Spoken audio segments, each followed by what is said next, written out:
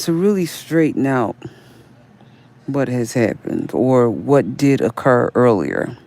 So my birthday was the other day.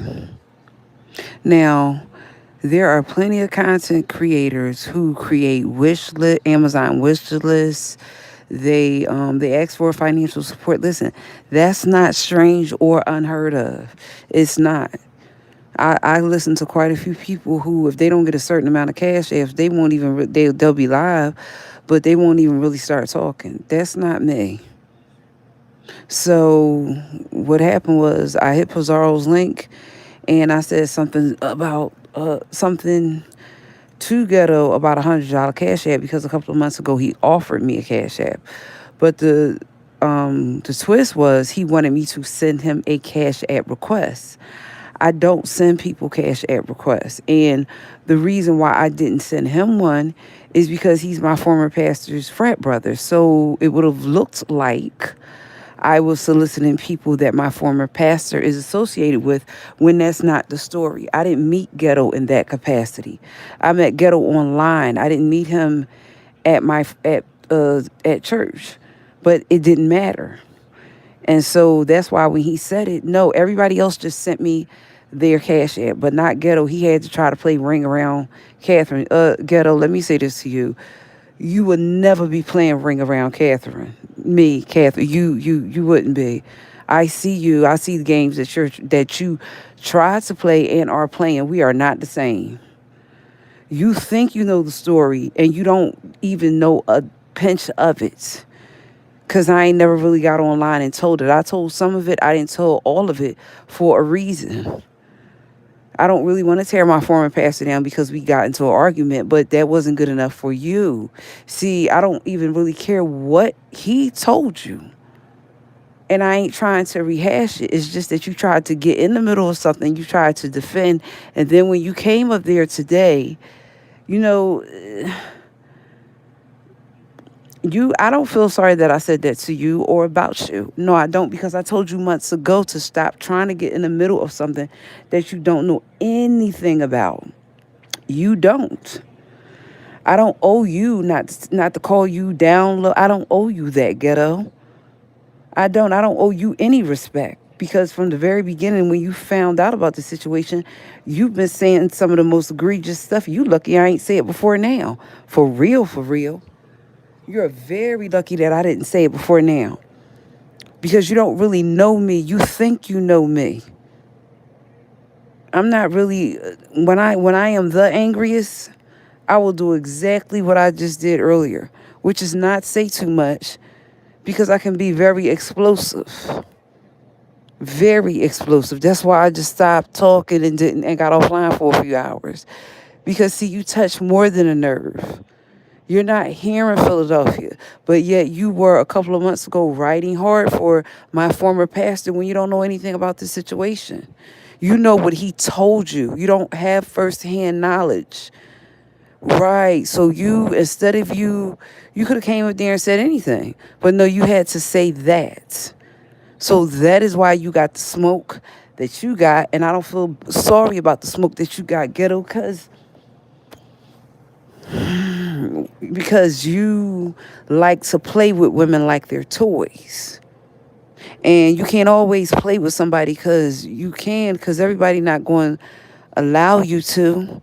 You always try to make it seem like you like the finer things in life. Yeah, the finer, yeah, you right, whatever. I don't owe you respect. You didn't, once you found out that me and my former pastor were falling out, you acted like it was me and you. We were cool, Ghetto. You shouldn't have gotten into a beef that didn't have any. Listen, if the beef was between me and my former pastor, I don't even involve some of the same people that we know in the same circles of church. I don't involve them in it, because that would tear down I don't. We know a lot of people mutually in church. I don't involve them in it. And over the years, no, I don't. They knew about it. There's no beef now. So if I don't involve them in it, then you virtually shouldn't feel like you want to get involved in it, because you can't play savior. You could do a lot of things, but you can't play savior. It's not your job to try to fix something that you didn't break. You weren't even around when it happens. So I don't even know why you feel like you want to be a knight in shining armor and try to you can't fix it. That's not your job. That's God's job. He see the last time I checked about God is he don't need my help or your help. When it comes down to him fixing situations, he can fix them.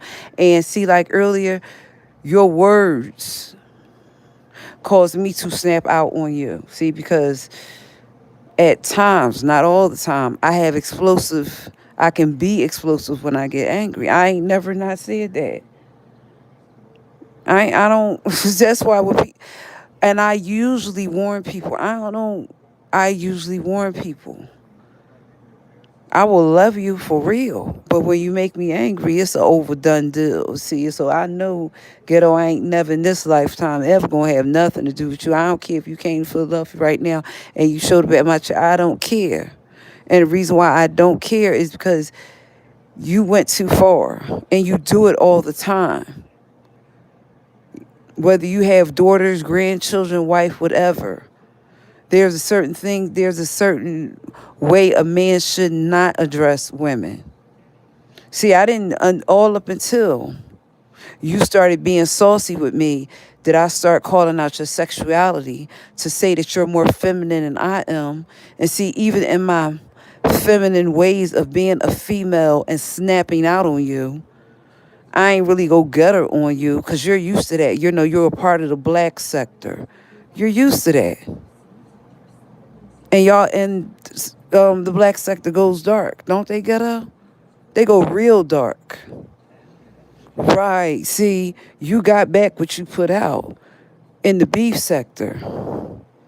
I only gave you words. I ain't called your job. I ain't doing any of that. I gave you words. Right. You met me in the beef sector. You didn't meet me in the black sector, although I know people from over there. You didn't meet me over there. You were associated with them, although you hung out in the beef sector. You're associated with people that go dark. Right, and that's cool. But then you can't run to my former pastor and act like you innocent. Well, then again, yes, you can. Yes, you can. Because you're associated with people that had people houses swatted, call people jobs, call CPS, whatever. Right, you are, you know. And that's cool. I'm not knocking you down to you or anything. You just not too long ago showed up to meet the mayor of Detroit and have a fight. Right. So you can't really try to say I'm a liability to no, you're the liability. See, I don't show. There's not been one person online that I've showed up to meet. Not at all. Over the whole time, I don't do that. I do not meet the people, though I don't at all. I've not been to any meet and greets. Listen, I don't have a problem with meet and greets. I don't. But you didn't go to meet and greet the mayor. You went to Detroit to fight him. So if we're going to call somebody's character into question and you're going to say I'm mentally ill, you're the one that drove the distance you drove to go fight the mayor. That wasn't me. That was you. And did you forget that it was on camera? Did you forget that it was on the channel that I used to mod for? Because we're not the same. You're always trying to prove your masculinity. I ain't never trying to prove how feminine I am at 52. And you're a little bit older than I am. And you're still running around like a chicken with his head cut off or a dog chasing his tail. But better yet, you know, a fox reached for grapes, baby, up in that tree. And he'll never get them grapes. And that's how it looked when you went over there to fight the mayor. Right, straight to the back, not really to fight him. Right, punk coward move. Because wouldn't no real man do nothing? Wouldn't no real man put his life and future in jeopardy for no internet stuff? If we really want to call it into play, I don't put my real life in jeopardy for no internet stuff. No, I don't. You do, though. The way you did that. We're not one and the same. I might have taken my real life situation and brought it to YouTube. That was true. But you drove miles to go meet the mayor. You did. See, anything that you could say about my character that could have happened, did happen, whatever. I don't drive. That's number one. And here's the whole thing about me catching buses, trains, and going places. I ain't never went to Alan's house. Excuse me, Pastor Waller. I ain't never been to that man's house. Those are facts. That's the truth. He don't got no police report saying no dumb stuff like that about me. But let's call your character into question was that you drove to go meet the mayor. And he was what? Right, a truck. Wasn't he doing what he do? We're not the same. And the mayor, I'm not trying to call you into this question, call you out. That's not I'm not dragging you, the mayor, at all. I'm just saying that ghetto's goofy. That's what I'm saying. Cause the mayor, you know that I like you. I ain't never had no problems with you, the mayor. I'm calling out ghetto because he goofy and he been goofy. Very immature. You're trying to actually call me out for my life, how you think a story went with your frat brother, and you don't know the story. The people at the church know the story. Some people outside of the church know the story. My family know the story. You don't know none of the story. And if you really want to know, I didn't put it inside of my autobiography. It will not be written because everybody already knows that. And they know it deep down and under. So there's no need to put it in my book. Everybody that's around Philadelphia knows that story about what happened between me and my former pastor. It's not a secret. So yeah, you're lost and you're stuck in 2020. You're stuck in 2016. I'm not. You tried to call my character you tried to call my character into question until I turned on camera earlier and showed you that I wasn't the liar that you would have liked to make me out to be. That's neither here nor there.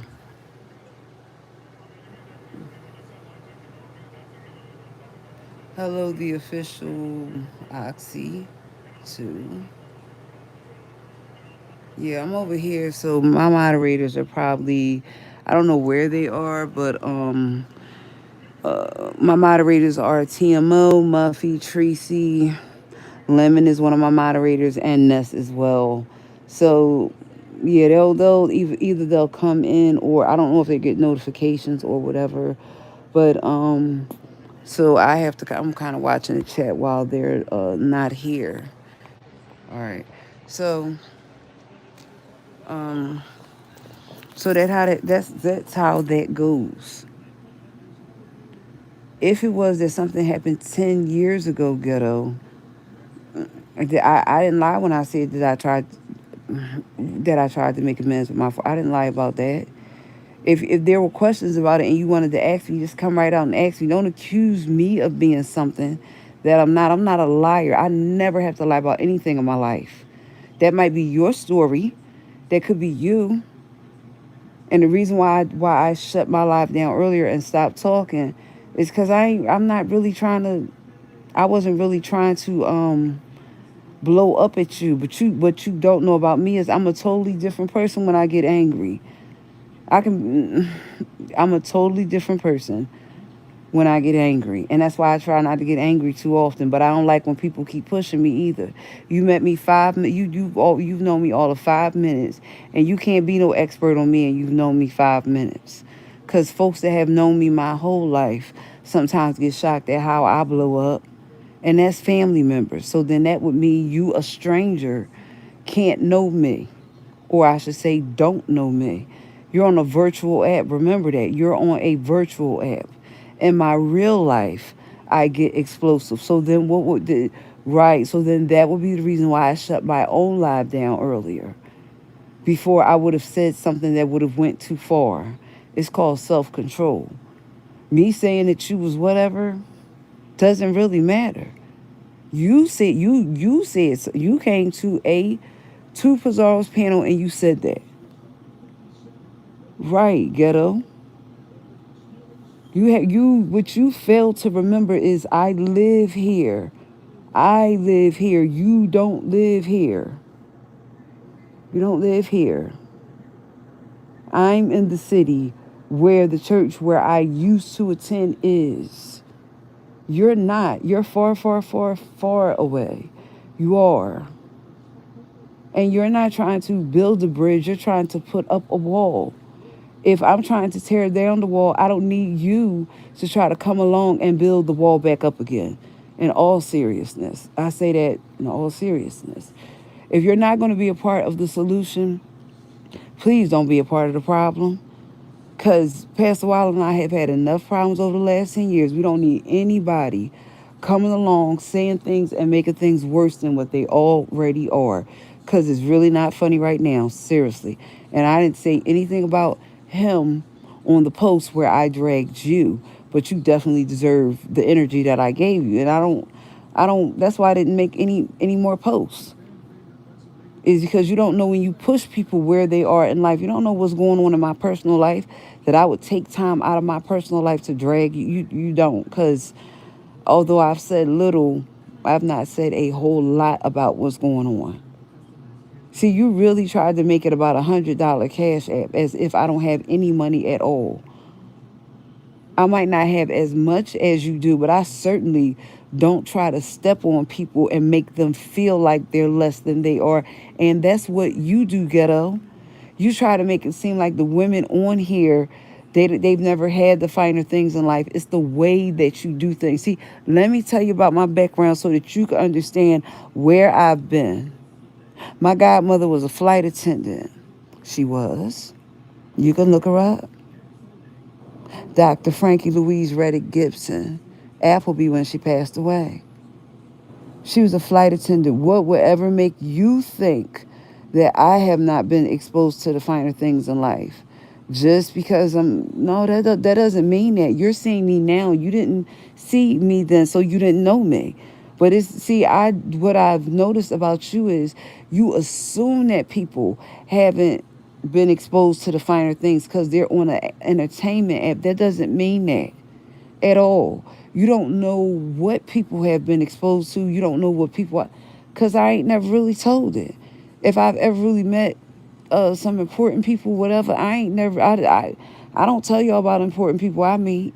I told y'all about my godmother because her job was that she was a flight attendant. But I ain't never tell y'all nothing really past that. Show y'all no pictures or anything of it. I don't do stuff like that. So you always, take somebody to a restaurant to eat steak, whatever. Baby, you don't think I ain't had no, not you ain't said it to me, but to the people who you said it to, I would have shut you down when you would have said something dumb like that to me, baby, because I don't need no man to take me out to no restaurant at no 52, baby. I could take myself out to anywhere that I want to go. It would. See, listen, different strokes to different folks, and to the two of the young ladies. I'm not down in either one of y'all. That's not what I'm saying. I'm saying that ghetto likes to make it seem like he's 10 notches above everybody else, and we're just peons, but he's right here on the app with us. See, pay attention, ghetto. The folks that I know that really got money, they ain't on no entertainment app trying to make people feel like they're less than. That was you that was trying to do that. I'm saying it because I watched you do it and listen to you say it. Wagyu steak, whatever, filet mignon, caviar, whatever. I ain't never really told y'all of the knowledge that I had of caviar, whatever, and will never. But to say that, yeah, right. When you talk to people, how you talk to them lets them know what you think about them. So when you're always saying that you've been exposed to the finer things in life, that's cool. But is I listened to you both times, and then the third time when you were trying to meet with somebody else, how you tried to how you tried. See, pay attention. It's how you tried. That would be like you saying, I went to my former church to try to meet somebody up in there. No, I didn't. Honest to God, no, I didn't. Because first of all, when I came through their doors, I was going back and forth with my son's father. That's in my book. So nobody ever could have said that I would have walked through their doors and was trying to get in. That's not true. I have my book to prove it. So if you probably even would have thought that about my form, he could think that too. It doesn't really matter.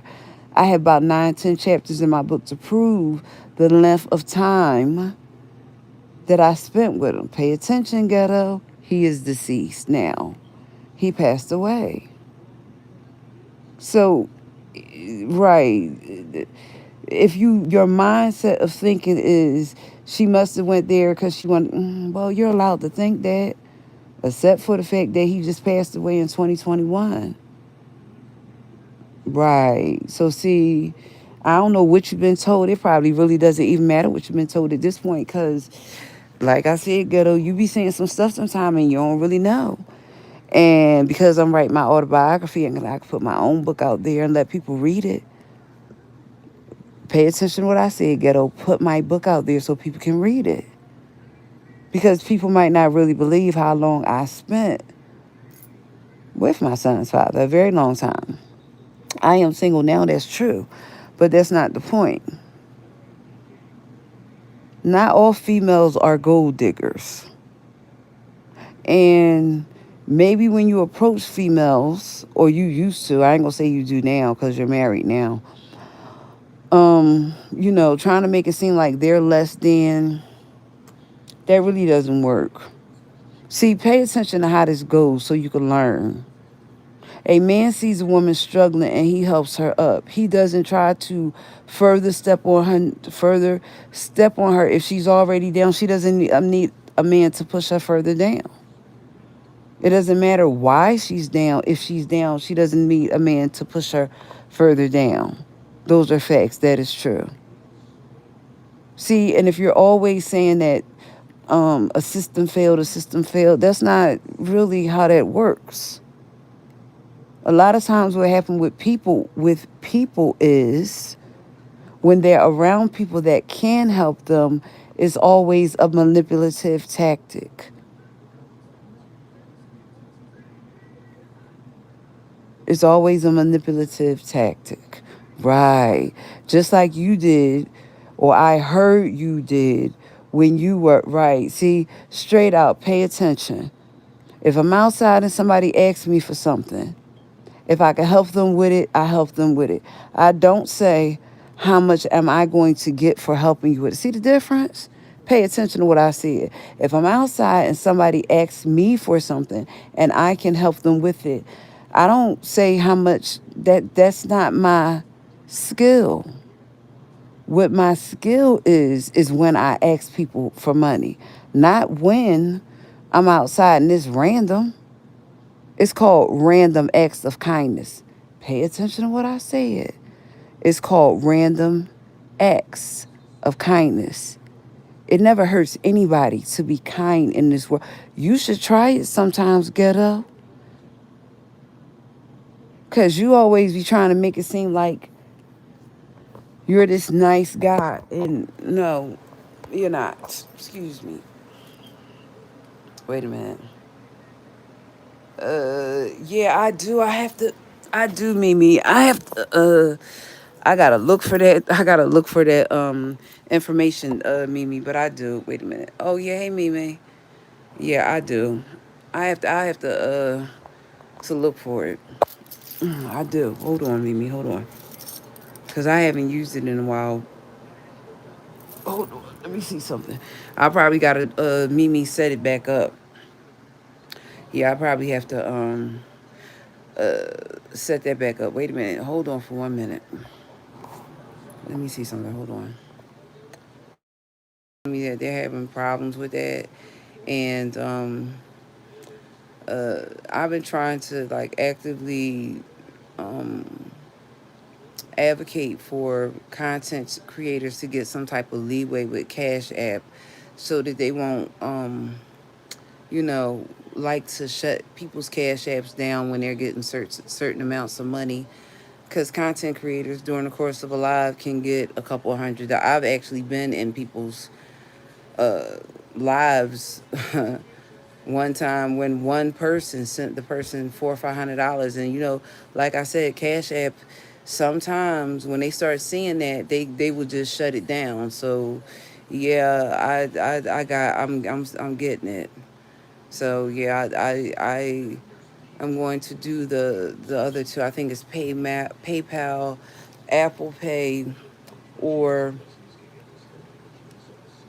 Zelle, PayPal, Apple Pay, or Zelle. I'm going to do that. I have to get them all set up. I know I was working on the PayPal and the Venmo, the Zelle. I was dragging my feet a little bit with the Zelle and the Apple Pay, but I'm going to check back in to do that. So see, and what happens over here is um what happens over here is, or I should say, let me say this really quickly. Mm. Sometimes in life, you can be gifted, and you can be around the wrong people. And so what will happen? I'm only speaking what happened to me. I'm not talking what happens to anybody else. What can is you can show up to be around people, and this has happened to me. This has happened to me. People will always say this. Pay attention to how I say this. You'll talk to them about something, and they'll always want to do it without you. They'll always want to do it without you because they always think that they're more gifted than you are. So see, pay attention to what I learned this time. Pay attention to what I learned this time. Now when I want to do things, I don't want anybody to be a part of my stuff. That's where I'm at right now at 52. Why did it take me from why did it take me so long to realize that? Cuz mm-mm, mm-mm. Why it took me a very long time to come to that conclusion, because I just really get tired of people always trying to make me out to be something that I'm not because of my anxiety. Make me out to be something that I'm not because of my anxiety. Right. And then folks will stand back and say she won't take her medication for anxiety without really realizing what the medication does. The medication for anxiety, I must tell you all this so people can stop saying this out of their mouth. The medications that they have for anxiety are habit forming. Ativan, Xanax. Those medications are habit forming. And most importantly, what I really want you all to know is that medications, when you keep taking medicine for a very long period of time, it destroys your liver. You need your liver. Your liver is what gets the toxins out of your body. I just recently was in the hospital and back in June, and the nurse told me, to the best of your ability, try to come off of some of the sinus medications and things that you take. So why would a nurse tell me that? Right. Because she knows that it's not good to be taking a whole lot of medicine. See, people run to stuff, and sometimes when you run to get stuff, it does have side effects. It fixes one thing, it destroys the other thing. You know, when people are quick to say, um, um, uh, people are quick to say, take medicine, take medicine, take medicine, take medicine. It doesn't work like that. It really doesn't. Seriously, I'm being 100 honest with y'all for real about anxiety and about ADHD. Folks will do the most, will say the most anyway, meanest stuff to you because you suffer from something like that. Not even realizing, I'm only speaking for me, I'm not speaking for anybody else. Moses had a speech impairment and God was able to use him. So then, do people don't think that God can't use me because I have anxiety and ADHD? Of course he can. But what I'm going to do in the next season of my life is just stay all the way away from people that think that God can't use me because I have anxiety and ADHD. I'm moving far away from those type of folks. I told y'all I ain't been to church since June. I ain't lied to y'all about that. Listen, I actually get tired of being around people that think that my anxiety and ADHD is some type of, listen. The way that it affects me, don't it ain't got nothing to do with you. If you were to actually read my autobiography and you were to see all of the things that I have been through in the last 52 years, you really might stop downing me. You might really understand. But I mean, I ain't put it to publish to print yet. And I was going to let somebody read it. Now I don't know now. I don't know now. I don't know.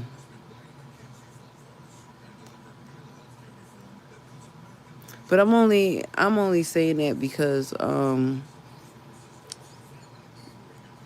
only saying that because when you keep doing things to destroy, when you keep doing hurtful and harmful things to people, and you really think that nobody sees you doing it to them, let me say this really loud, really clear, because I really believe this from the bottom of my heart, from the bottom of my heart. When you wake up every day and you are determined to destroy someone, they might not know who's doing it to them, but God does. Because the Bible says that he's ever present, omnipresent, excuse me. That means his eyes is in every place at the same time. When I get tired and I go to sleep, my human body reacts to being tired. He's spiritual. He's supernatural, excuse me. So he doesn't need to get tired. And that means that when people do the most wickedest of things to you and I, that God sees them. My human reaction, I ain't so godly all the time. It causes me to lash out. It did earlier. I didn't really want to lash out at you, ghetto, but you pushed me too far. And because you pushed me too far, you saw the side of Catherine that I've been trying to work on. See, you saw the side of Catherine that I've been trying to work on. No one struggles with obesity for as long as I have struggled with it.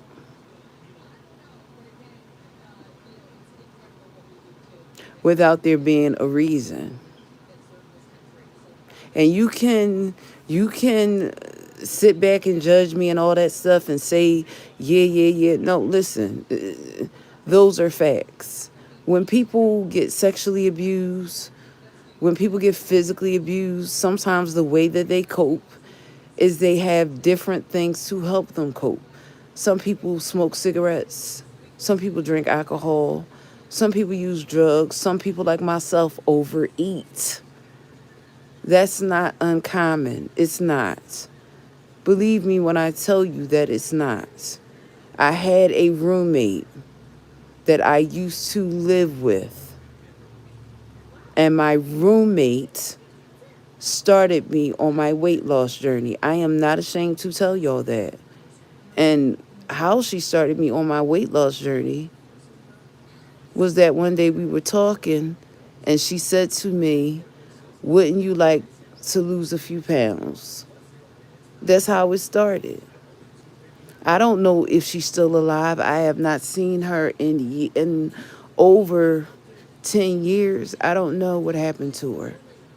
But we lived together. She wasn't even a roommate. We all shared the same house. But the point I'm trying to make is she actually started me on my weight loss journey. And although I did right now, I'm getting there. I'm working to get there. It's been a long process. So I tend to stay away from people who just want to judge me all of the time. I told y'all I have not been back to church since June. I've actually come across people when people start saying that I do mean things or whatever. I tend to stay away from folks like that. Cause I help anybody, strangers. I do, folks. I to the best of my ability, I help folks. I stay away from people that say I don't have no good heart. I let a girl come live with me one time. That girl had 5 kids. I ain't charged that girl nothing for rent. See, when people say me, I don't have no good heart, I stay away from them folks, baby. Listen, my feet can't move fast. And when I tell you that my feet can't move fast, that's not what I mean. I used to run track. I still can. Sometimes, if I see the bus moving and I think I want to get to it, I think I can run. Y'all ain't even catch that. Pay attention to what I said. If that bus is going down that street and I know it's going to be a long time for that bus to come, baby, I'm going to act like I used to run that track when I was a teenager. I said act like, didn't say act like. Difference. 52:16. Act like. Right. I make tracks away from folks that say I got a mean bone in my body. For real. I don't know too many people that would tell somebody they could bring all 5 of their children to their house to live with them and not charge them anything. So that's why when folks say you're a mean person, you a lie and the truth ain't in you. You don't know nothing about me. When folks always say, Catherine, you do things for money, money, money. No, as it pertains to my skill, I should, because I'm serving someone. But when it does not pertain to my skill, no. And the young lady used to work with me. And that is how. So see, during the course of my lifetime, I've helped a lot of people. Whether they come back to tell me thank you, help me not. Listen, all that's irrelevant, for real, for real. But I've also I've come across some good people, some bad people, some ugly, all in between. I have. I have. That is true. This is story time with Catherine, in case y'all are wondering. We're well past what happened with Ghetto, because he thought he should take up a battle that he did not know about. He thought that he should take up a battle that he did not know about. When the very truth of the matter is, if I actually wanted to go right now downstairs to my basement and show y'all something, I could really go run down the steps and do it, or turn my camera on and do it, because it's right here on my bed. I have one of them on my bed and one of them downstairs in my basement. It's amazing how folks will say that I'm a liar. Pay attention to what I'm getting ready to say. Folks will say I'm a liar. Right. But see, this is the thing about me being a liar. I want to say this real loud. I don't never in this world have to prove anything to anybody. I'm not talking about online. I'm talking about, you do know that when we do things, whether it's good or bad, the angels record what we do. Right. The angels record what we do. It would be like, this is the best way I can describe this.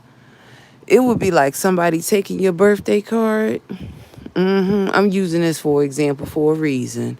It would be like somebody taking your birthday card, your appointment book, and your other book, and taking it away from you, and then trying, like it would just be trying like to take your joy and your peace, to try to jostle you and stuff, to just keep you anxious. Listen, let me say this, and I'm gonna say this because I mean this from the recesses of my heart, the very bottom of my heart.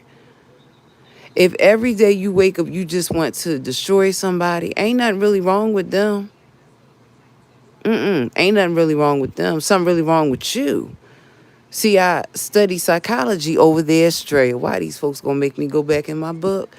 I don't even have the book here in front of me, but I got an A in psychology. Listen, I'm not no doctor. I ain't Creole.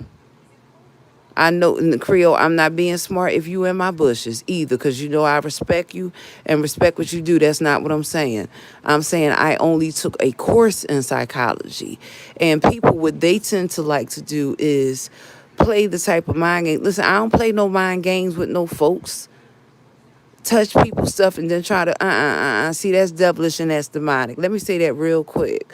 When you start taking people's stuff and moving it around and all that stuff, you're devilish and demonic. I ain't got to read no Bible, ask nobody, look in no book. When you start taking people's stuff, they put their Bible down, they come back in the Bible going, I use the Bible for a reason. Anything that you would touch of somebody's, Is something wrong with you. Ain't nothing really wrong with them. Who would want to keep somebody in an anxious minded state? I thought the Bible that I read said that the Bible that's in perfect peace is stayed on God. It can't be in perfect peace when people are constantly bothering you. And that's not God. He don't want to keep you anxious. He don't want to keep your nerves on edge. That's not God. And I tend to stay away from folks who do the most demonic things, then run to the church on Sunday and wants to tell me about God. I don't want to hear nothing about God from you. Not when I can see through you. Pay attention to what I said. My discernment is sharp. And people they don't catch on. How I know they don't catch on? Because they don't know that sometimes when they do the stuff, I know it be them that be doing it. Who wants to bother somebody's personal belongings, then stand up and tell you about God? I don't want to hear about nothing about God from somebody that do things like that. God wouldn't, if me and Mimi was close, God wouldn't have me go in her home and knock all her stuff down, then stand up in the pulpit. That's not God. He said he don't do destructive things. He pay attention. He's a peaceful man. And I'm saying it like that for a reason.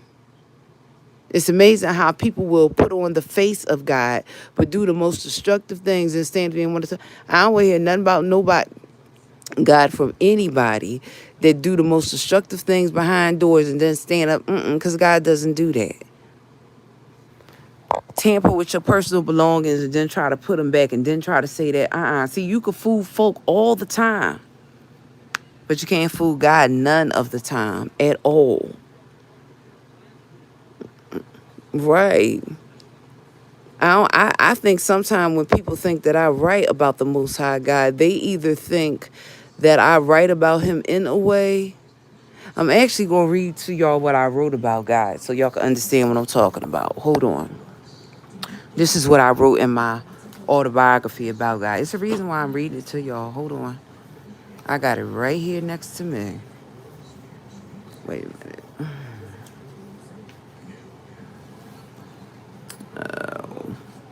Wait. So it is chapter 20. I'm just about to wrap up my autobiography. This is chapter 20 in my autobiography. Hold on. Wait a minute. This is what I said about God in my autobiography. Chapter 20, my belief in God. The acronym for God is good orderly direction. Yahweh. Oftentimes, what separate people is religion and politics. When I was growing up, having a relationship with God meant more than showing up to church on Sunday. To a Sunday service, excuse me. God is a source, which means that all other sources are resources. I got christened in a Methodist church because my father's mother was a member of an AME church at 25th and Montgomery. I came to understand that God means different things to different people. Now pay attention. I learned that when I was a little girl. I wasn't even grown when I learned that. I learned that as a little girl. I'm only writing about it now. Although I grew up in a Baptist church, I got a understanding of God from Pastor Bernice Bentley of the Highway Holiness Church on 29th Street. Mother Bentley, as she was affectionately called, was a lady who was both loved and respected everywhere she went. Mother Bentley had a daughter and a granddaughter who were both apostolic. For some strange reason, people have taken the Bible, the basic instructions before leaving earth, and they have allowed their theology to separate them. In the New Testament, Paul said there is one faith, one Lord, one faith, and one baptism, one Father of all.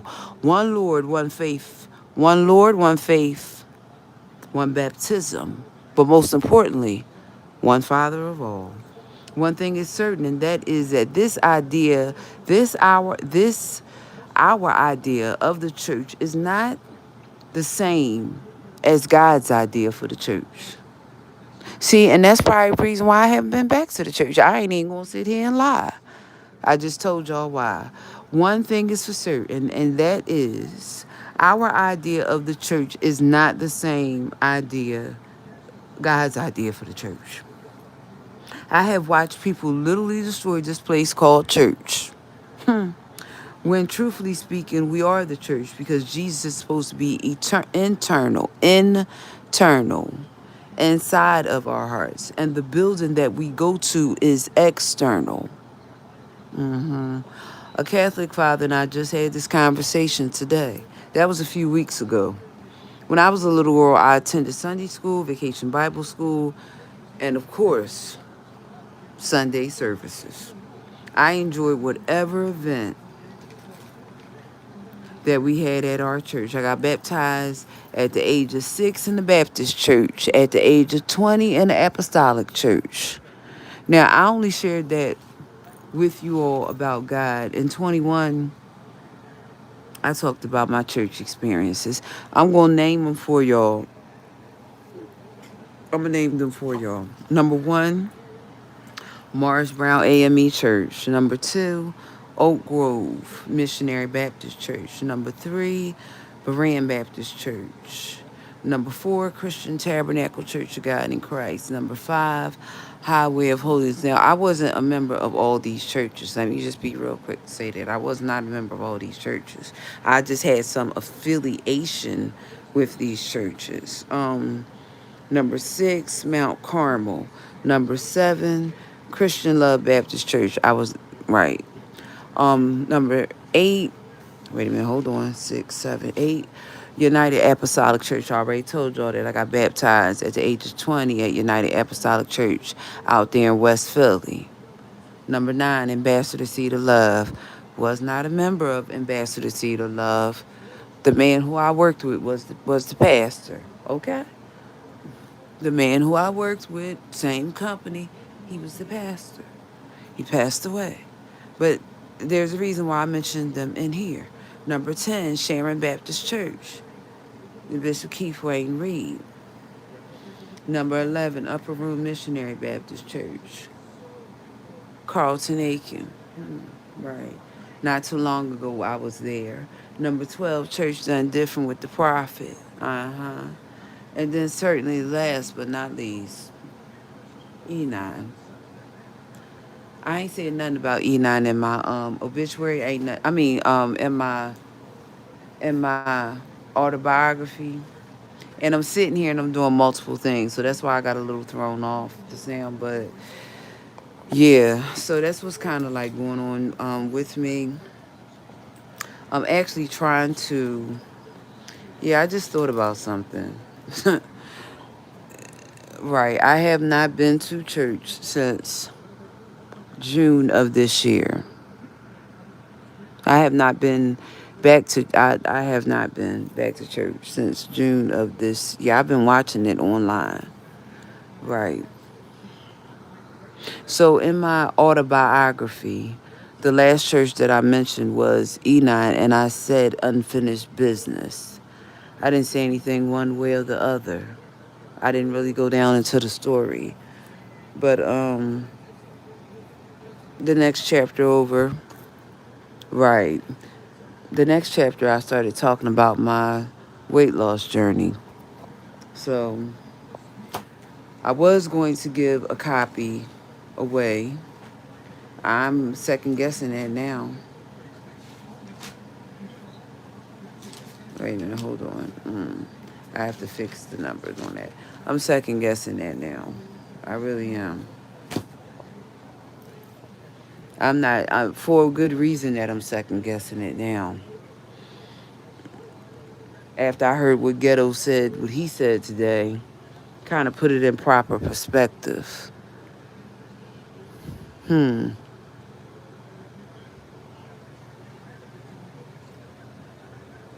So, yeah, I've kind of fell back hard from church. Not even because I don't believe in God. I just get tired of people who play games all the time.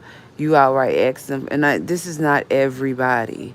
You straight out ask them for something and they try to make it seem like you're something that you're not. It would be kind of like joining a church. Pay attention to what I'm saying to y'all.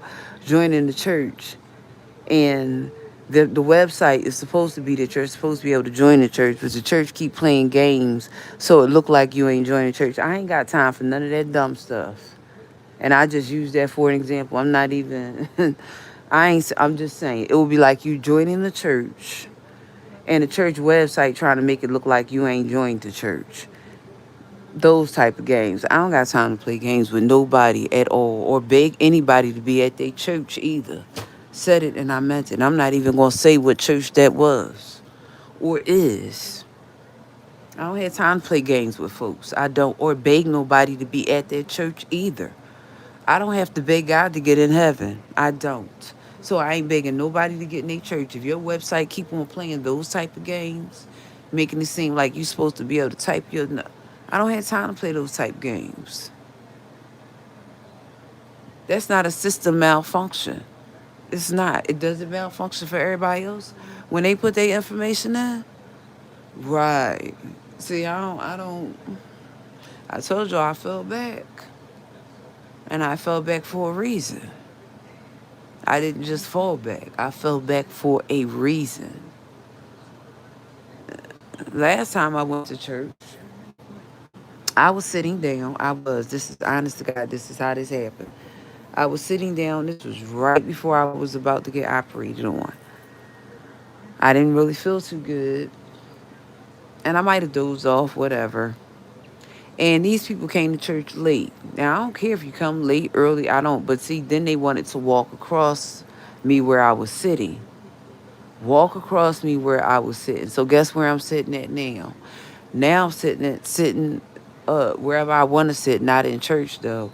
And I don't have to worry about you walk across because that's just real rude. If you come and the preacher is about to preach or whatever, and you come and you got to walk across, that's real rude. It is.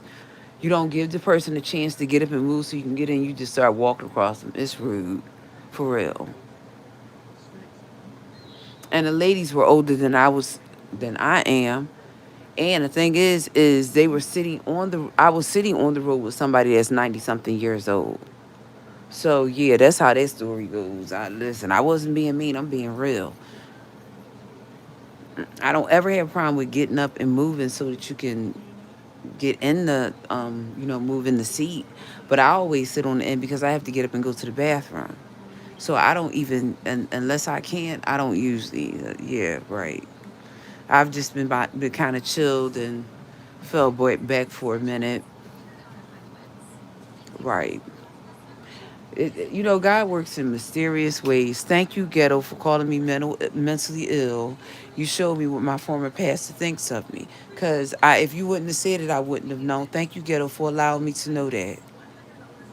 Because he must have said it to you that you repeated it. And you not only repeated it, Ghetto, you repeated it on a live so that it gets heard plenty of times. Right. See, Pastor Waller, that's what you must have said to Ghetto. I didn't say it, you said it. See, I would have, here's the whole thing. We could have got mad at each other. There are some things that I would never say about you. See how that works? We could get mad. There are some things that I would never say about you at all, period. The core.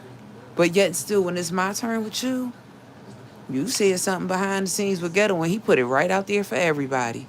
I'm not mad though. I'm not mad. Because, see, that would mean that if I would allow you to read my autobiography, you would turn my autobiography against me. I'm glad Ghetto caught me. Thank you, Ghetto, for that. Thank you for the warning for that. Right. He works in mysterious ways. Right. That you would tell somebody that you think I'm mentally ill. You could say that, Pastor Waller, that you think that, but see, pay attention. I'm not on here saying anything destructive about you at all. I'm not.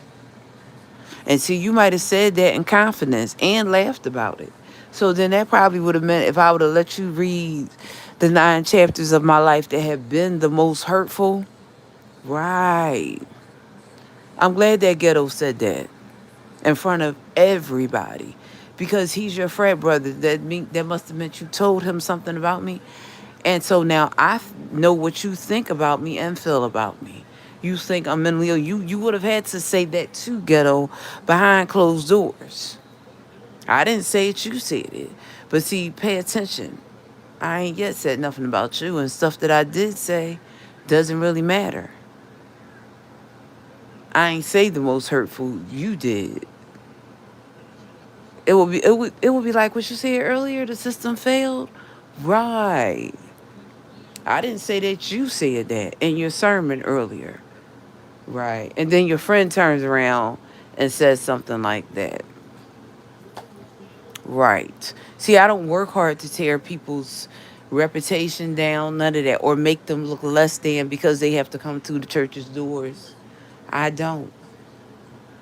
And truth be told, Pastor Wilder, I don't have to be torn down to walk through your doors or you to think anything of me. Your friend ain't really all that great like you think he is. How he walks all over women. And, right, he does. I could call into question a few of the women that he said the most heinous things to. And that's who you think is an elitist, Ghetto? You must be, yeah, you don't know anything about Ghetto.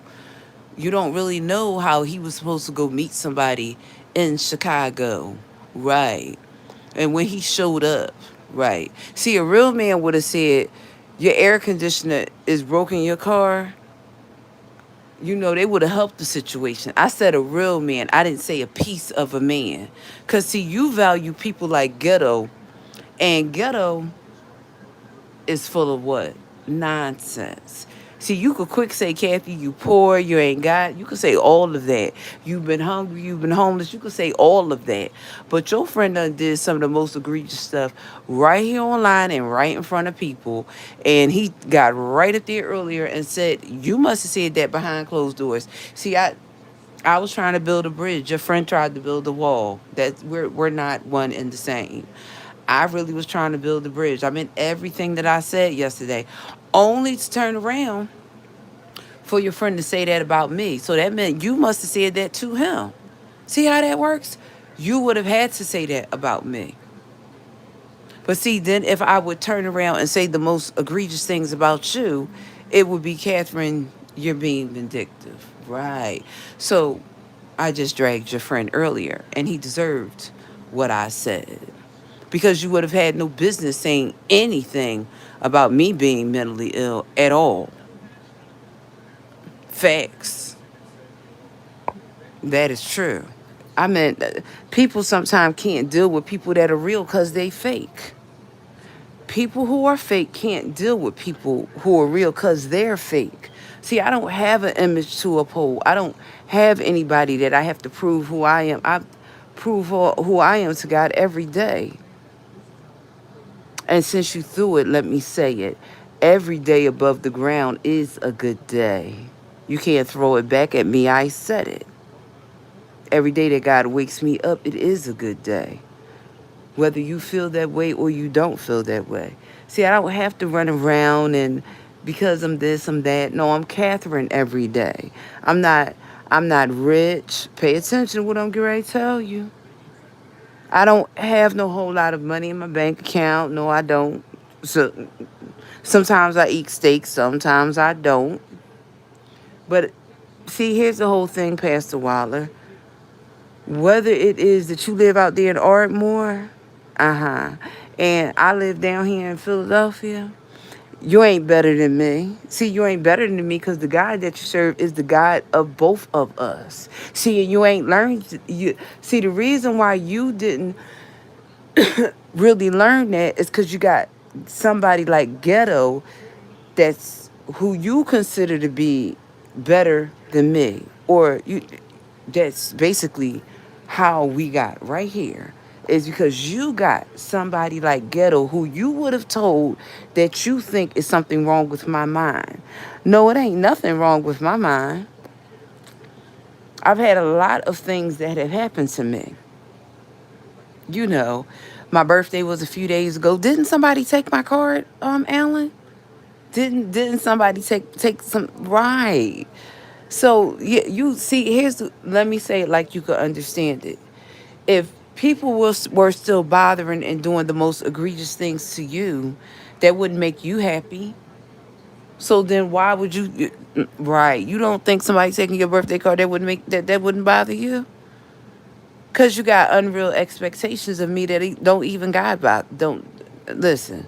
If every day somebody bothered you, that would bother it would. See, and pay attention to how I say this. You can fool folks all the time. You can stand up and give them wonderful sermons. You can. But that still don't make you better than me. See, because you have an elitist spirit. I do not. And I'm saying that for a reason. Your friend ain't have no business saying what he said earlier unless you would have said something like that behind closed doors to him. And that's why I checked him earlier. See, I just didn't really say too much to you. I didn't. But I am now. I am now because you say stuff that be out of the stuff that you say do not be it you don't you say stuff that don't be right. You actually try to make somebody believe that there's nothing wrong with my mind because I suffer with anxiety and ADHD, and so do Bill Gates, who is one of the richest men in the world. Anxiety and anxiety and ADHD are not uncommon. And pay attention, Alan. Pay attention, Alan. I ain't gonna, and I don't mean to disrespect you by not saying Pastor Waller. That's your friend that got up there online and said that because it's something that you said probably behind closed doors. You should have said it to me.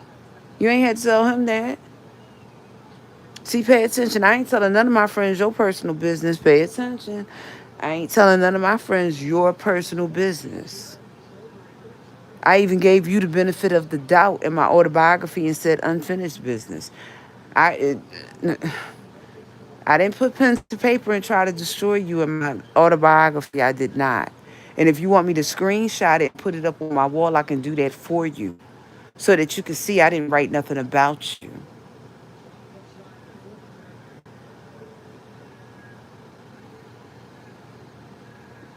You didn't want me to talk about you, so I didn't. Pay attention to what I said. You didn't want me to talk about you, so I didn't. You wanted me not to say nothing. I didn't. Because you were the one that were trying to make it look like you didn't know me. I only responded how you responded. You might have told Ghetto that you didn't know me, whatever, however that story went. Or told other people, doesn't really matter to me. I don't care if that's what you say. It doesn't really matter. And all I said was unfinished business. Or would you just like me to take you all the way out my book, rip it up and not put right? I could do that too, except for the fact that I've already posted pictures on my page that shows that I had Bible covers. So right, I mean, we can lie to people, Pastor Waller. We can't lie to God. Just remember that. You can tell all the lies that you want to people because you want them to believe something that is not true. You can't lie to God. You can lie to people and you can make them believe whatever you would like them to believe. You can't lie to God. Therein lies the difference. I don't know what lie you told the Ghetto, and I said it exactly like I meant it. Ghetto had no business approaching me in that fashion, and I gave him the energy that he deserves. Cause I ain't gonna keep letting somebody who you know talk to me like that. Cause don't nobody I know talk to you like that. So you ain't better than me. And you're always trying to make it seem like you are. You're always trying to make it seem like you're better.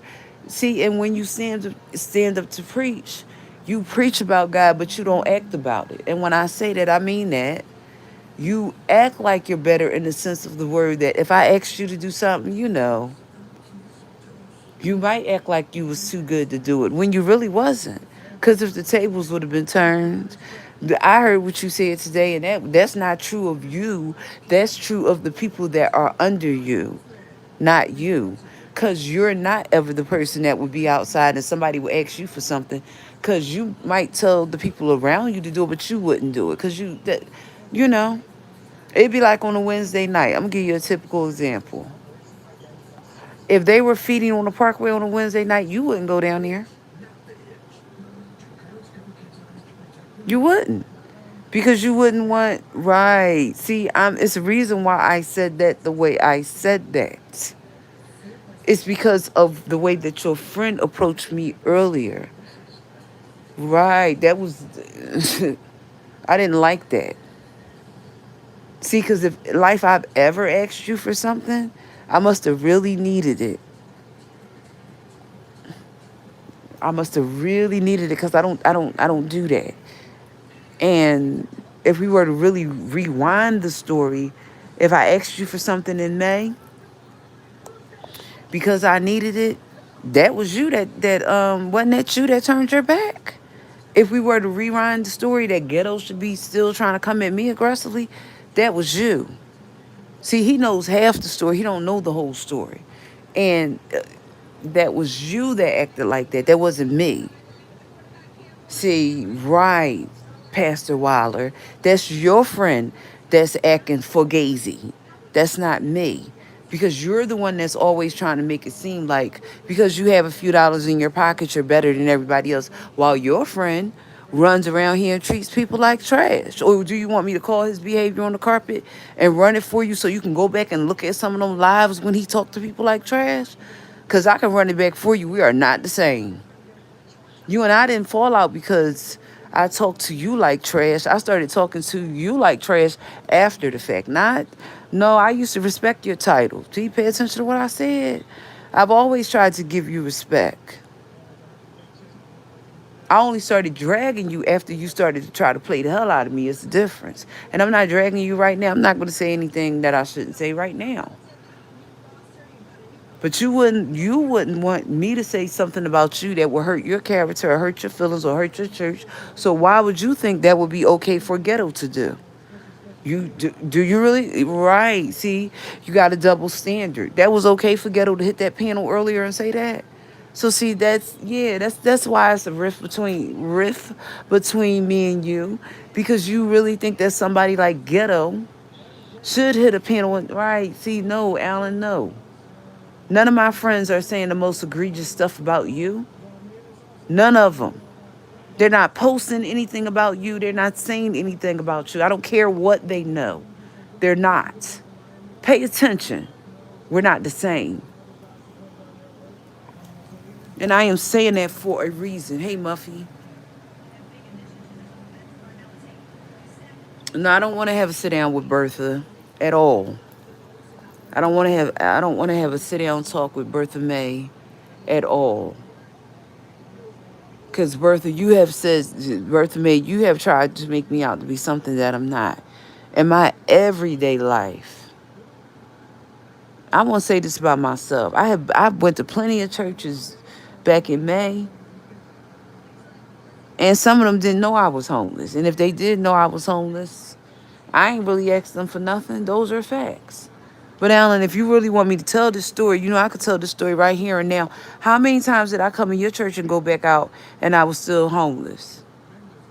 Did you try to offer me help? Or is the story, since your friend said something earlier, you want me to retell the story? I'll retell it for you since your friend tried to play me earlier. The story is that when I came to your church in May, isn't it that you had your people to throw me out to church like trash? Isn't that how the story went? For your friend to say, right, you did.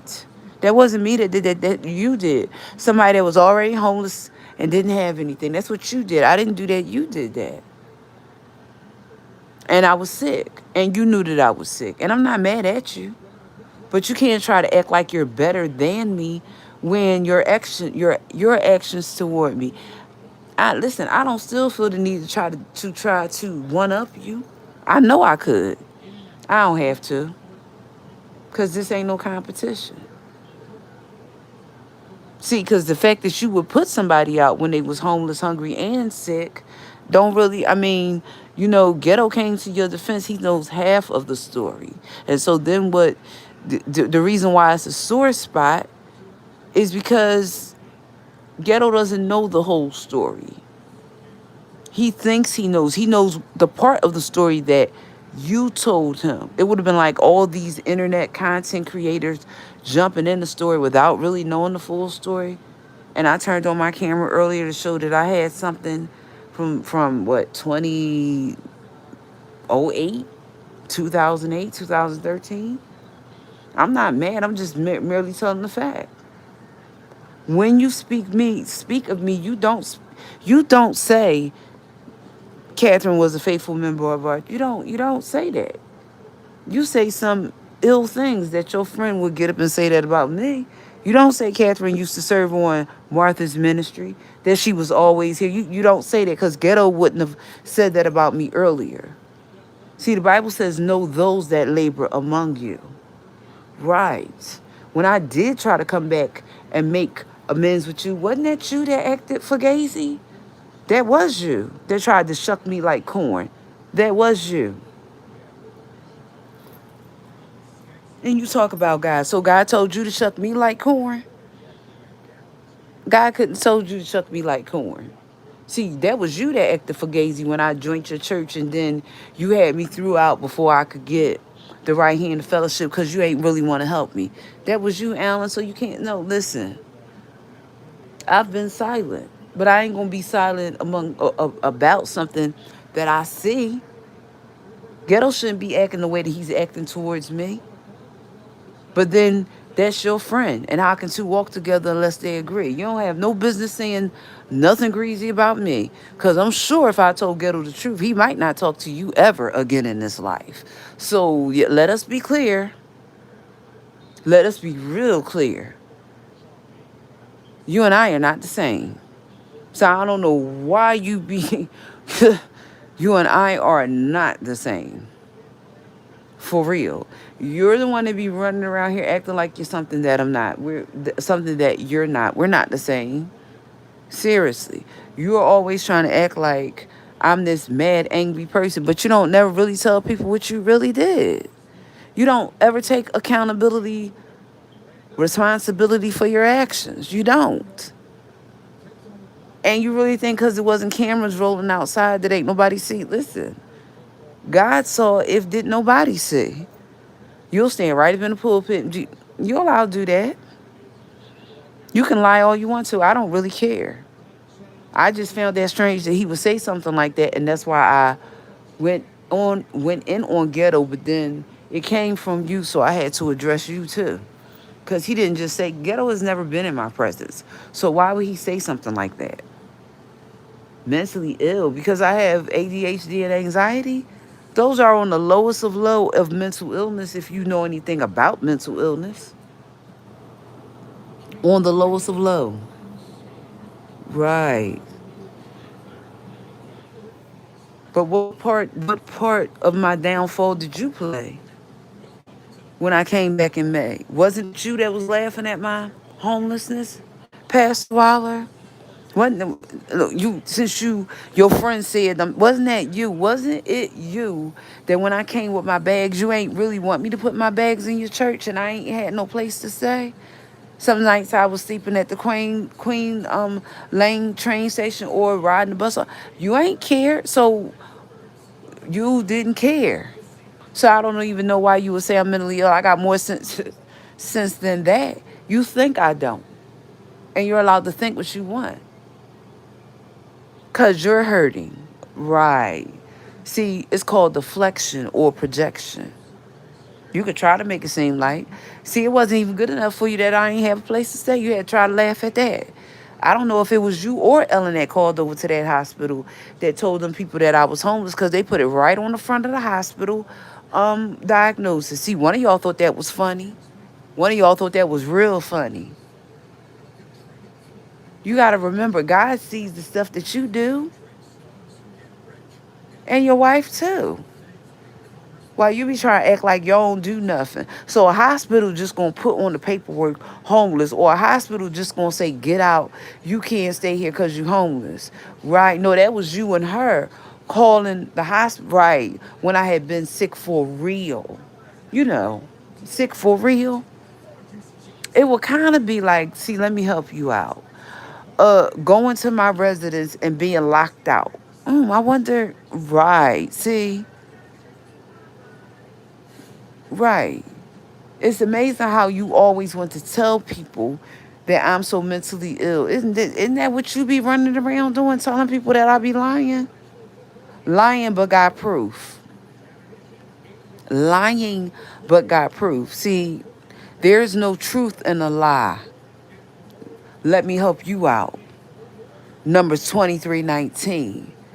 God is not a man that he should do what? Let me say it real loud for the folks that's listening. God is not a man that he should lie, and there's no truth in the lie. I heard when you said that earlier. There's no truth in a lie. It's a lie. 100%. There's no truth in a lie. I heard when you said that earlier. When would there ever be truth in a lie? The Bible that you and I read must be different, because Numbers 3:19 say God don't lie. So then if God don't lie, why do folks tell lies? Right. The people that represent him tell lies. Uh-huh. Right. Numbers 23:19. That's a scripture reference here. God is not a man that he should lie, neither the son of man that he should repent. It's not in front of me. I could turn on my book on my camera right now and show you what is in front of me. It's not in front of me. It's not in front of me. Reason why I turned it on is so you can see that I know it. Mama Vera said I what? I know him for myself.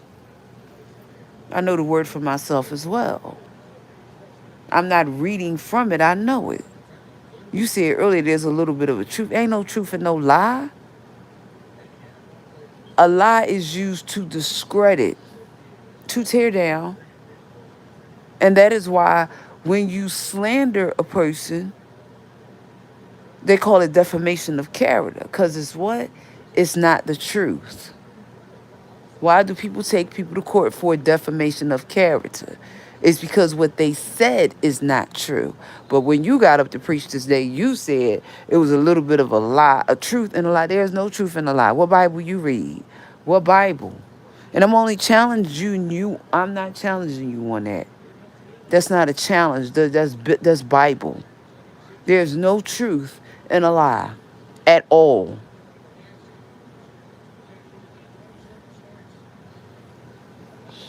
That'd be like somebody telling you that that they have long nails, and then one day you sit there and see them pop them off. No, see, I can say that because these is mine. These ain't no tips. These is my nails, so I can speak on that. I can't speak on having long hair because I don't have long hair. I have long nails, so I can speak on that. That'd be like somebody telling you their nails is real long. And you don't know that they don't have long nails until one day when the acrylic or the dip powder starts getting old and they starts to push away, they start popping them off. I don't pop mines off. Guaranteed I don't. I don't pop mines off. When the acrylic and the dip powder gets old, go back to have it replaced because they're my natural nails. And I only said that for a reason. You can't walk with God and hold the devil's hand at the same time. You have to make up your mind who you're going to serve. And if you're going to serve God, you have to tell people the truth. You can't waver. Isaiah 5:20 says that good will look like evil and evil will look like good and light will look like dark and dark will look like light. And I'm not paraphrasing that because it's not in front of me, but that's basically what it says. Wrong can't be right and right can't be wrong. You can't tell somebody that there's a little bit of a truth in a lie. There's no truth in a lie.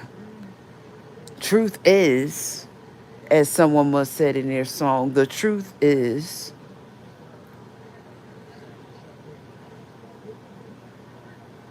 gray and white. It either is the truth or it's not. I know folks lie when they go on the stand, but they used to swear to tell the what? Whole truth. Listen to the words, Pastor Wilder. So help them God. Pay attention to the words. Do you swear, to tell the what? Whole truth. So help you God. I listen, I didn't make that up. So see, the world has more respect for the truth than the church. Ain't that what they say in the courtroom? Why do the people make you swear on the Bible? The Bible is supposed to be the authority. Why do the people in the world got more respect? I don't say it. They make you swear on the Bible to tell the truth, so help you God. So then that means there's no lies ever that anybody could tell. You could lie 1,000 times over. You could make them up. You could write them if you want to. Change the story if you want to. You can't twist the truth because you don't like it. That's not how things work. You can't ever twist the truth. And a lie don't care who tell it. If we want to go deep, a lie don't really care who tell it. You know, it would be like taking somebody's birthday card to try to mess with them. How you going to take Listen, let me explain it to you. If somebody took my birthday card, that don't change the fact of who I am. Whatever you could take of mine, it can be replaced. And if every day that's how you had to operate with me, that you had to try to constantly listen, if you constantly do something to somebody, like mess with it, take their birthday cards and try to put the card back and all that, it don't say nothing about them. You can't ever know what a person has been through because God, unless that person tells you, God doesn't give you window view of that. So when you see a person that's resilient, the reason why God doesn't allow you to know why they're resilient the way that they are is because he built their character and you didn't. He only gives his toughest jobs to his toughest soldiers. Pay attention. He only gives his toughest jobs to his toughest soldiers. It's like the branches of the military. The Air Force are the thinkers. Air Force are the thinkers. And under the Air Force, you have the Army, the Navy, and the Marines. The Navy is in the water. The Marines and the Marine and the Army are the fighters. Right. Listen to the song, Alan. We are soldiers in the army of the Lord. Well, at least I am. I don't know if you are, because we're too different. Sometimes I think we're too different to get along. And I've always thought that, and I didn't always think that because your friend today pushed me really over the edge. And if I had any thought, I just don't think that about you anymore. Not for any other reason but what your friend said, because that was corny. Let me tell you. You could live in Ardmore, and I could live down here in Philadelphia. You keep saying that you're praying to the same God. Well, did I miss him or something? Or not praying, he didn't hear me? Because when you stand up to preach, you sound like we don't talk to the same God. You sound like we don't talk to the same God. We can't be talking to the same God. And I am saying that for a reason right now.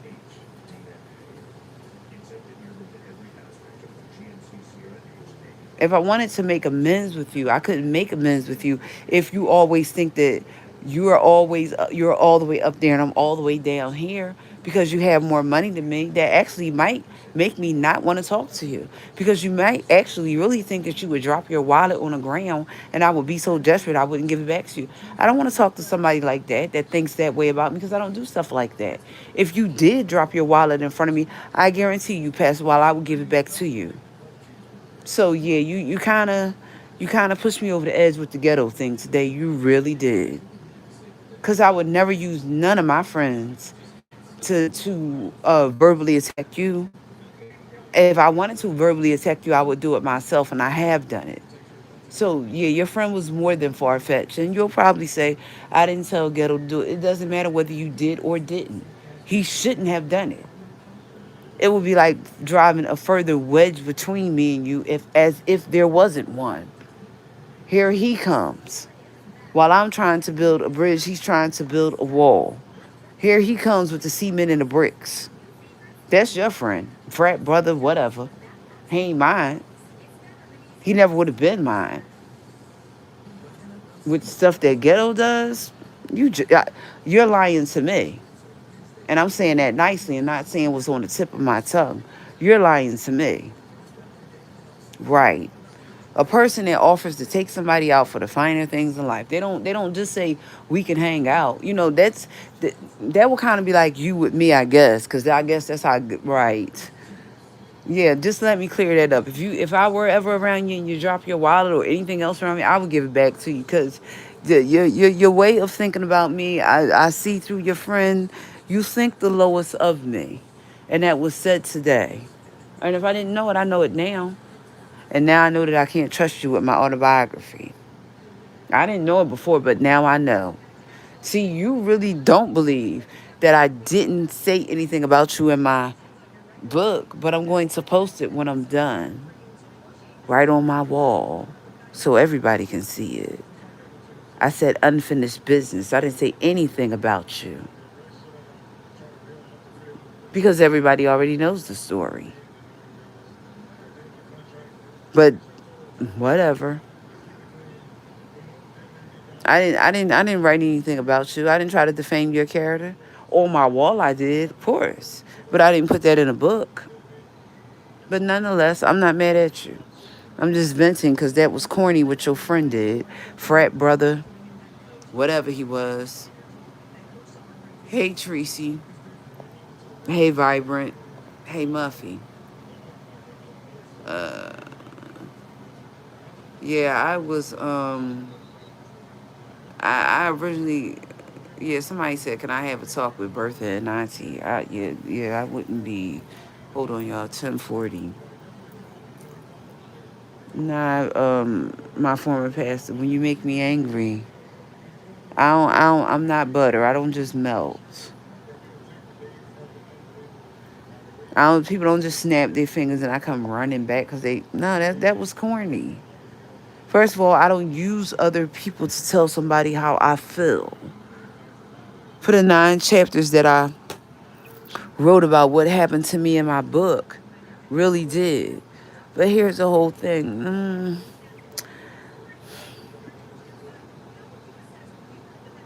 I'm not going to say anything harsh about you. I said that yesterday.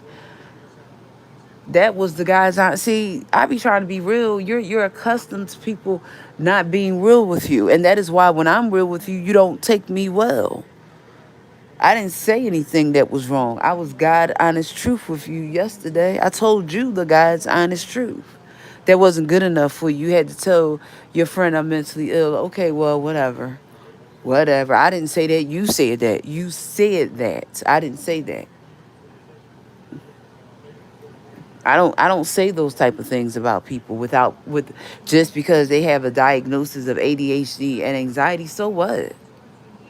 And Martin Lawrence has a diagnosis of bipolar, and Gucci Mane has a diagnosis of I forget what his is, but his is real rough. I don't take medication for anxiety and ADHD. No, I don't. I don't have to. And if you feel as though I have to take medication to be around you, I'm not going to come back around anybody that feels that way. Cause I'm not overbearing. I'm really not. I'm a loving person. Anybody that knows me and knows my character, I'm a loving person. I'm a giving person. I just not too long ago said how I let my coworker who had 5 children come live with me, and I ain't charged that girl enough because I tried to help her. Ain't nothing wrong with me. So see, if I had to take medication to be around you, then maybe I need to stay away from you. Cause I've done some good things in my life. I ain't been no rich lady. I sure not have been. But I've tried to help some people. And maybe me and your story is not alike. Cause when I've asked you for help, you've turned your back. Isn't that how that story went, Alan? That you gave me your behind the kiss? That you would have your friend to tell me I'm gonna go. No, tell your friend the truth. When I came to you and asked you for help, Alan, Eric Waller, you gave me your behind to kiss. That's what originally caused us to fall out. So you should not tell your friend that I'm mentally ill. Tell him the truth. He shouldn't even approach me like that. And that's why he got the smoke that he got.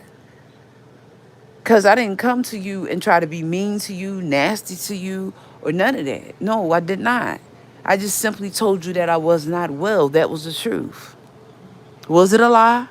It wasn't a lie. I got operated on. That would detect some illness, don't it? If a person get, yeah, right. So I know because you was too good to come to the hospital. Because the great Alan Waller, he don't do stuff like that. Because he too good. Right. See, that's how you operate. Right. You know, like when I asked you to bring me some barbecue. Oh, you was too, because you too good to do stuff like that. Because you too good to come down to where I lived at. Because you was afraid to want. Right. You don't understand evangelism. Could have been that you would have been bringing me a piece of barbecue, but at the same time, you could have handed out tracts. But that's how I think. That's not how you think. I'm not really mad at you. I just didn't like the way your friend, your friend, came with cement blocks and cement to drive a further wedge between me. See, that's not anybody that I know. None of the people that I know is running around here trying to build a further wedge between us.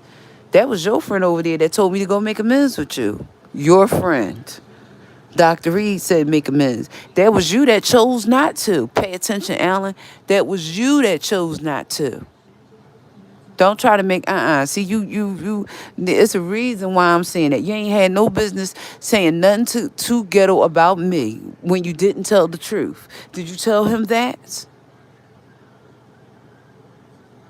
Right. See, don't try to make it seem like it's a figment of somebody's imagination. It doesn't really matter at this point. Right. If you want to make amends, that's fine. If you don't, that's fine too. I'm not going to beg you, Alan. I'm not. After what happened earlier, I'm not going to beg you. If you want to make amends, that's fine. If you don't, we can keep things the way they are. And I'm saying that and I mean that. I'm not going to beg you. I don't beg people for what? I don't beg people. I asked you for something, and when I asked you back in May, you acted nasty, you turned your back on me, and you made a mockery of the fact that I didn't have a place to stay. You had Deacon Cannon and you had the other deacon throw me out of your church. You don't remember that? How nasty you acted? Did you have somebody call me mentally ill? Right, I'm mentally ill, but you're the man with the money that acts nasty. Right. You're the man with the money that's always throwing it at people that acts the nastiest. That's not me. That's you that act that way. And then when somebody call you out on it, you get angry. How could you? You call everybody else out on their stuff. So you ain't no better than me. You keep talking about this God that we both love, that he corrects whom so he don't correct you. So let me get this right.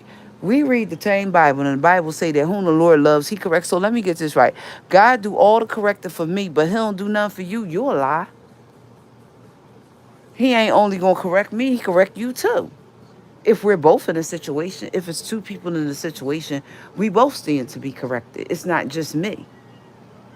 You didn't have no business telling Ghetto nothing about me or this situation if you weren't going to tell him the truth, because you know how I operate. If I felt as though he was coming from a place that he was trying to defend you, you should have known I will come back and I will say, Alan, you were wrong. You were wrong. I've told you that before. I've never not told you that. You either want to make amends or you don't. I'm not going to jump through 1,000 hoops to make no amends with you. I'm not. If you want to leave things the way they are, that's fine. Cool. Cool with me. I ain't going to run a chase after you. Said what I said.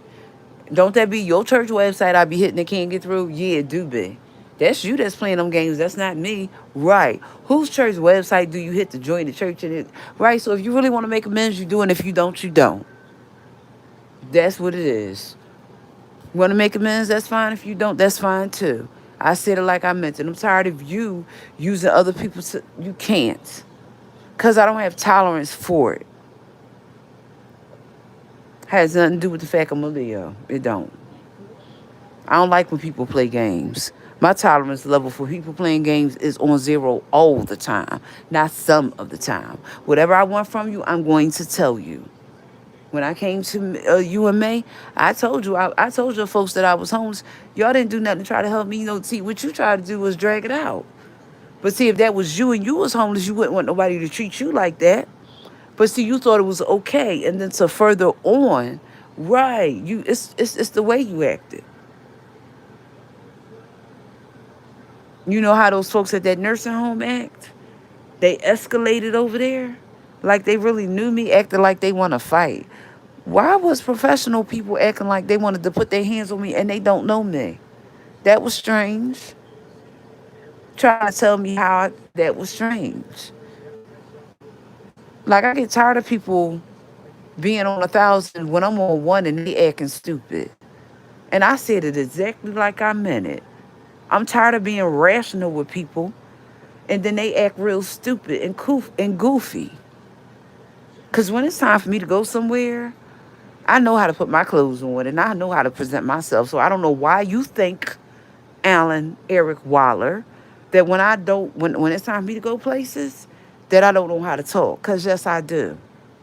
You always try to put me down or use ghetto, or in this case, use ghetto to try to do it. Cause I just found that to be kind of strange. You can't try to put me down because I don't have any degrees behind or in front of my name. That doesn't mean I'm a less than because. Right. That's how. Right. I'm not so sure about where things stand right now because that earlier, I don't think that was random, and it could have been, but ghetto should be the last person saying something like that. And you must have said that to him behind closed doors, and he said it out loud. But what you did, you see, you didn't tell Ghetto the truth, and that's why he thought that. And you're allowed to. But I want you to think about it like this. Would you want somebody to treat you the way that you've been treating me? Doing little things? Would you it would be like, pay attention to what I'm saying to you. It would be like if I were if you know, tampering with your stuff all the time and then you say I ain't do you remember when I lived over at Sacred Heart? Ellen,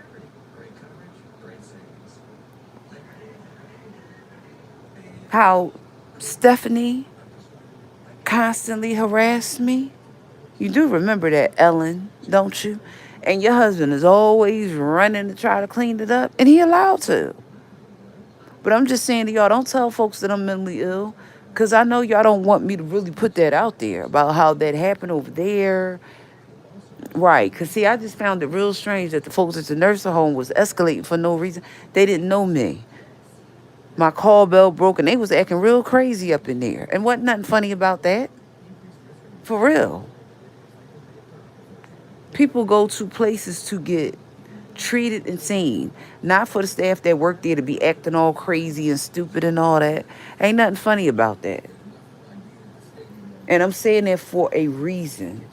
I don't walk in nobody's place of business and disrespect them. And them folks up there were totally disrespectful to me. I don't have to explain my diet to them. What I have to, when I was there, I did because they needed to know. You can't guilt me on the fact that I can't eat certain things. I have lymphedema and I'm not supposed to eat processed meats. It's a lot of things. But if I'm trying to adhere to it, I tend to stay away from people who always want to get in my business and then clown me. You can't clown me about my life. You could never. You could never. And Alan, how I find it out to be with you is you always want to be accepted. You and I are not the same. You always want to be accepted. You and I are not the same. I'm not insecure about myself where I think that you are. Why? Because that was your friend that was probably saying what he either said what you wanted to say or you told him to say it. I don't know how it went. His behavior was just a little bit too much for me, and I don't let no man do. Baby, I no, there ain't no man talking to me like that. He ain't somebody who I'm romantic with for him to be. And if he was somebody that I was romantic with, he would have got checked even harder than that. Cause ain't no man gonna disrespect me, whether I am intimate with them or not.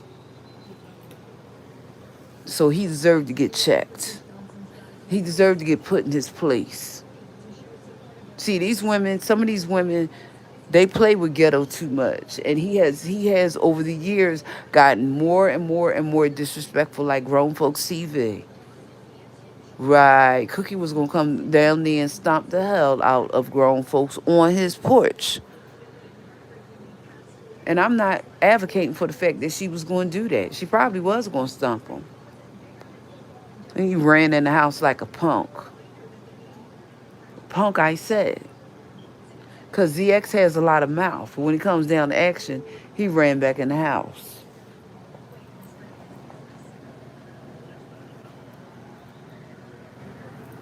Now,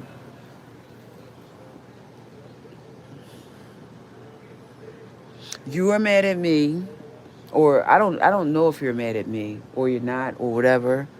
However that goes, that's your friend that caused all that cake, that caused all of that over, over me asking for a cash app.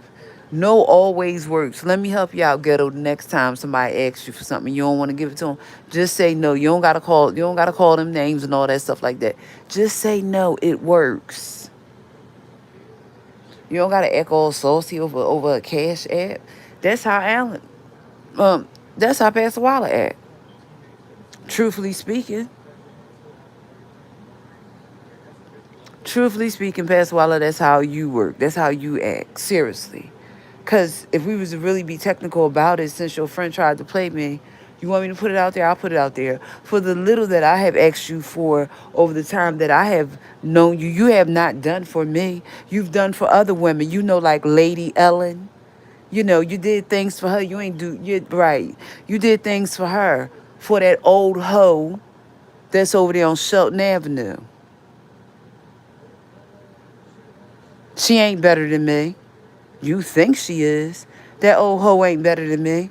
So I don't know why you had ghetto Sandy and say, I be trying.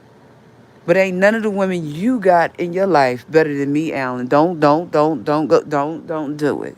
None of the women that you got is better than me. Because if they are, tell them to sit down and write some ideas. Uh-huh. See, don't try to play me for stupid. Because your friend tried to do that earlier. And that's why you getting this tongue lashing. Because you ain't had no business try to tell how you feel through ghetto. None of the women that you got equals me. Not none of them. Not that old hoe on Shelton Avenue who you give money to run around the church. Right. She can't even write an idea. All she could do is run around and look cute. See, most men like women that's smart. Pay attention, baby. Most men like women that's smart. They don't really care about cute because cute don't equal smart. Cute don't equal smart that can make money. See, you ain't caught on yet. See, you tried it with me earlier, and I'm tired of you trying it with me. See, no. You tried it with me earlier with ghetto, so now I'm going to give you the work that... Your old hoe on Shelton Avenue, she cute, but she ain't never equal me. She ain't never equal a Catherine Sherelle Powell. Can Ellen write an idea? I'm talking about Lady Ellen. Can Lady Ellen write an idea? Was it Lady Ellen's? Can she? Because the old hoe can't. Right. See, don't make me really tell you how I feel up on here. See, I've been holding back, but your friend, I'm telling you, your friend have made me all the way mad. And I don't owe you anything, Alan. I'm tired of you having people disrespect me. And you think that that's cute. You want to be with that old hoe, stay with the old hoe. But you ain't got to disrespect me to do so. Because I don't disrespect you. You're getting disrespected now because your friend disrespected me earlier. And I said that to the deacon. Ask him what I said. I said, your friend embarrassed me. You don't really know me. See, because it don't take, when you make me mad, I'm going to do what? I'm going to drag the hell out you. You shouldn't have had your friend to say no disrespectful stuff like that to me. You allowed to cheat with that old hoe on Shelton Avenue, you are. But you ain't allowed to be disrespecting me. I don't care about that old hoe. I don't. I don't care if you stay with her until her eyes close or yours. I don't. Just don't disrespect me. In the process, because you want to run with an old hoe, because you think she cute, and when she put on clothes, you think she look like a doll. If you want a doll, go buy one. Oh, that's right, you already did. Her name is Lady Ellen. See, you went too far. You and your friend, you thought it was funny. And see, when I get mad, you did too much. And I get tired of people always wanting me to be the better person. I don't have to be the better person. You wouldn't have wanted nobody to disrespect you like that, but you did it earlier. You ain't got to do all that to be with an old hoe named Ellen, Lady Ellen, same name as your wife. That's disrespectful in itself. It doesn't matter whether you met her, you didn't have to try to entertain no relationship because she got same name as your wife. Whatever. You play too much. I've told you that before. Stop disrespecting me because I don't disrespect you. You want to be with that old hoe, creep with that old hoe, run with that old hoe, do it. Said it and I meant it. But don't be having nobody come on no panels talking about I'm mentally ill. I could say a lot about you, a whole lot about you. And I've tried to build a bridge and not a wall, but you having your friends disrespect me because you want to be with a hoe named Ellen. A hoe named Ellen. Can Ellen write you any ideas for your church? Can Ellen help you make money? Lady Ellen, can she? Or is it that none of the women that you got around you, since we want to tally up and see where it's really at, none of the women you got around you equal a Catherine Sherelle Powell? None. And you got plenty of them. Don't make me tell you about it. You don't have none of the women around you that can sit down and write ideas for a church, business, or nothing else. I didn't say take my book and rewrite it. Or do you want me to take my book and rewrite it and prove to you, right, you are living, you, Alan, are living in the abundance of what I've written, and you're still talking trash about me. And that's cool that you did that. It really is. It's cool that you did that. But don't continue to do it. Don't continue to do it. Because I've been trying to really hold back and control myself. I don't get on here every day and disrespect you. No, I don't. You did too much with your friend because you want to creep with an old hoe named Lady Ellen over there on Shelton Avenue. The hell with her. For real, for real. You still think she cute. You still want to buy her clothes and act like she a doll. She's not a doll. And if she is a doll, she ain't smart. I forget you like empty-headed chicks. That's what I said. Because if you didn't, you wouldn't continue to disrespect me. You was immature when I met you and you still immature now. See, a real man, he don't have to disrespect somebody who he don't want. I didn't never said that you wanted me. At all. I never said that. At all. I never said that. I always tell people that you and I don't get along. I never said that you wanted me. But you don't got to disrespect me because you want to continue on your relationship with that old hoe. She got kids around your age. She's almost 80 years old. That's your business if you want to run up and down the street and let her make a fool out of you for a few dollars. Because that's all you are to her. I don't want you to think that you're anything else to her. What you're not going to do is have your friend step up on a platform and disrespect me. I have had enough of the dumb stuff that you have pulled over the time that I have known you and been silent about it. But you ain't gonna keep disrespecting me. Ghetto ain't had no business coming up on nobody's panel talking about I'm mentally ill when you running up and down the streets with a hoe named Lady Ellen and your wife named Ellen. You ain't going to continue to disrespect me. And if you think so, I know better. See, I'm not running the streets of Philadelphia with a person with the same name as my wife. That would be you. Because Lady Ellen ain't worked in years. And why do she live the way she live? Oh, because that's your hoe. Now, see, you should have not told Ghetto to disrespect me and we would not be right here. But since you thought that was okay, I think it's okay for me to drag the hell out of you, Alan. I've had enough of your dumb stuff.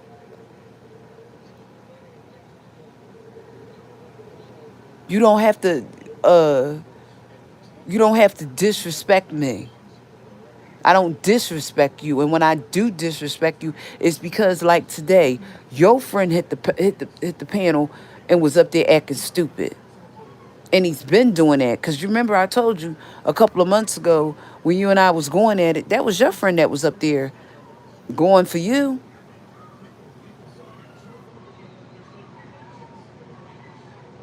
and I'm not gonna be here too much longer. You either want to make amends with me or you don't. If you don't, that's fine. If you want to keep on arguing back and forth and you want me to keep on dragging you because you a serial cheater, you a serial hoe, I can. I could drag you for the facts of your life for real. You can't never really drag me for mine. Just remember that. You can never drag me for the facts of my life. You don't know anything about me that I can't openly tell in front of anybody. You don't. Anything. Can you say the same? Is your life an open book? Is there anything that you're hiding? Like ghetto? Right. You and I are not the same. Your wife is thinking that I'm the problem. I'm not the problem. It's the chick with the same name that's the problem. I ain't the problem. How you gonna be a player, Alan? You can't be a player when your wife and your mistress have the same name. See, most men don't even do nothing dumb like that. That's not smart. See, most men don't have a mistress and the mistress has the same name as the wife. I've been around prettier preachers that cheat, and now you the only one I know that got a mistress and a wife that got the same name. Right? Say whatever you want to say about me. The fact that you tried to play me earlier, you went too far. See, Ghetto didn't just do that. Hit no panel and call somebody mentally ill when you sitting up there with the hoe with the name Ellen and your wife named Ellen. Which you can't remember names, so you had to go. It doesn't matter if she came to the none of that. She didn't have to be your mistress. It doesn't matter. See, you be trying to make it seem like it's something that it's not. You and I ain't never really been cool because you're always trying to down me. Like earlier, you're trying to make it seem like I'm less than. You're the less than. You're the one with a wife and a mistress that have the same name. That's not me. You're the one that stands up in the pulpit and brags about stuff. That's not me. That's you. You're always trying to make it seem like you're above everybody. Well, tell folks the real truth. You ain't better than nobody. How are you better than me? And we pray to the same God. What God is God a leader and I don't know about it? So he answer your prayers and he don't answer mine? Because that's what you be trying to make it seem like.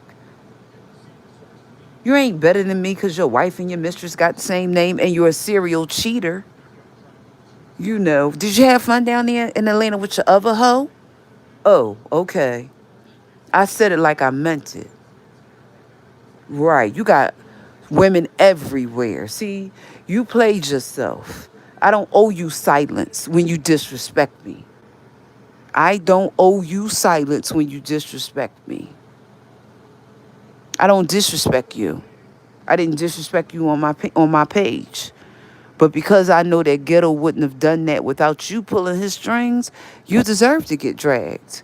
Did you go down there and you play with the pastor down there that you're run back and forth with, you know? Because you always try to make it seem like, right, like you don't mess with women that don't. Wasn't you just messing with that crackhead over there?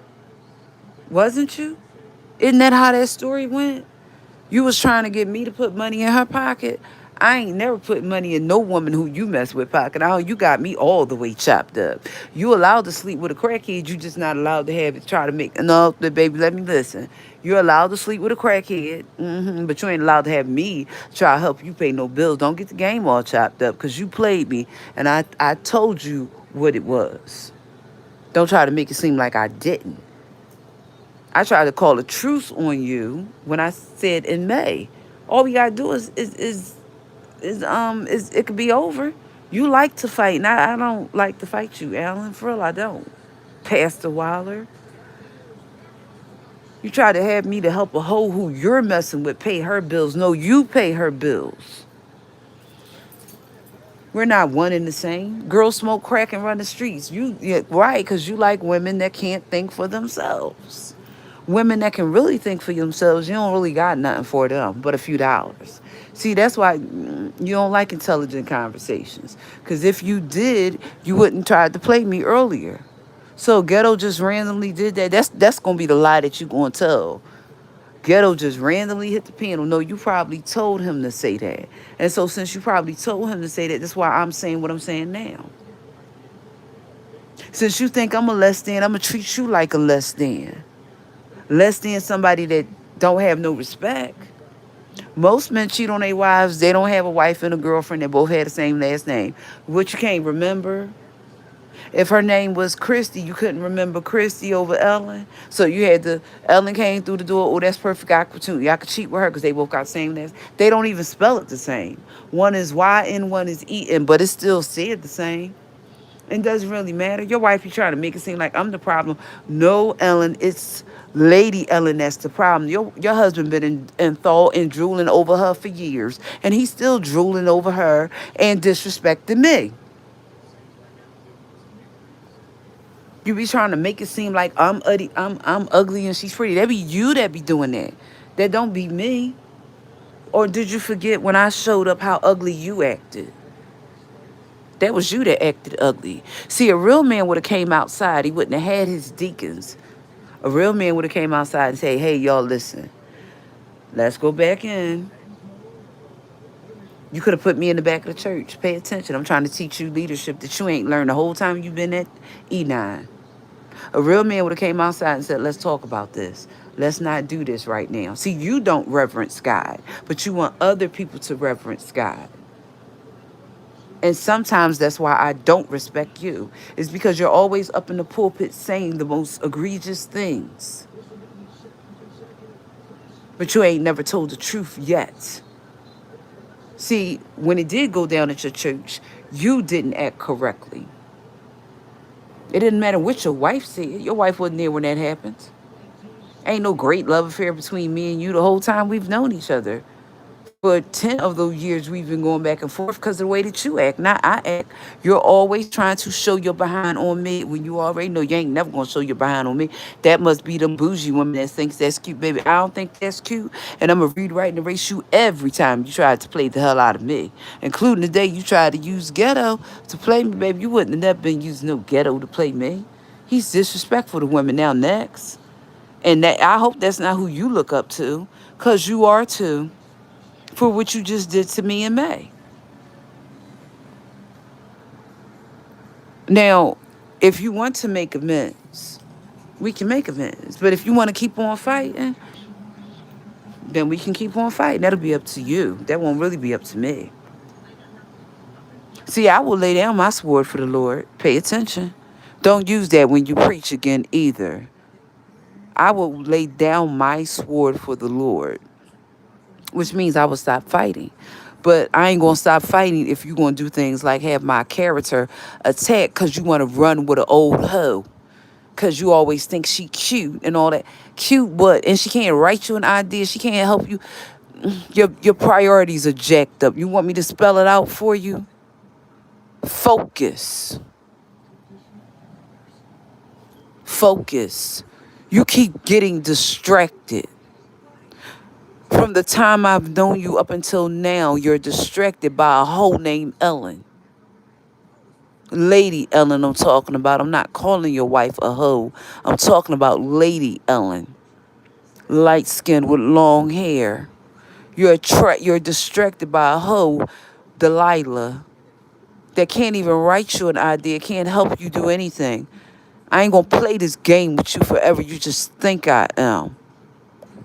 I said what I said. I came in May to make amends with you, and you acted stupid. You tried to give me your behind the kiss. You won't ever give me your behind the kiss. I don't know who you've been listening to about me. I don't know why you let Ghetto doesn't know me. You know me. So then, since you know me, you should know what I'm capable of. As far as anger is concerned, you should know. I don't owe you to keep your secrets because you're a serial cheater, because you're a serial hoe. You can't call other people a hoe when you a hoe. What? Right. You can't say that I used to be a hoe when I was a teenager when you're a hoe right now with a hoe. A hoe with a hoe. Y'all got a lot in common. Right. See, you played yourself earlier and you're allowed to do that. But you might want to focus. See, you're always trying to flex. And the people who you're trying to flex with, since none of them can do what I can do, and they can't.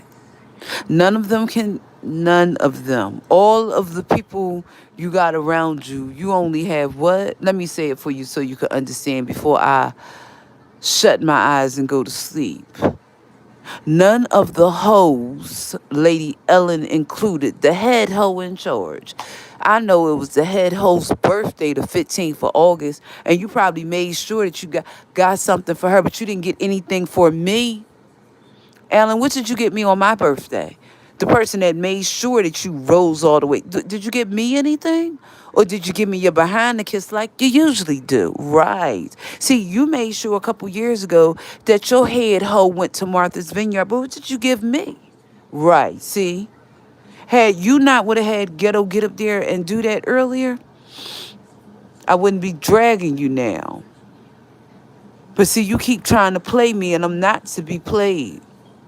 I'm not. You don't really know me like that. You think you know me. You deserve the treatment that I'm giving you.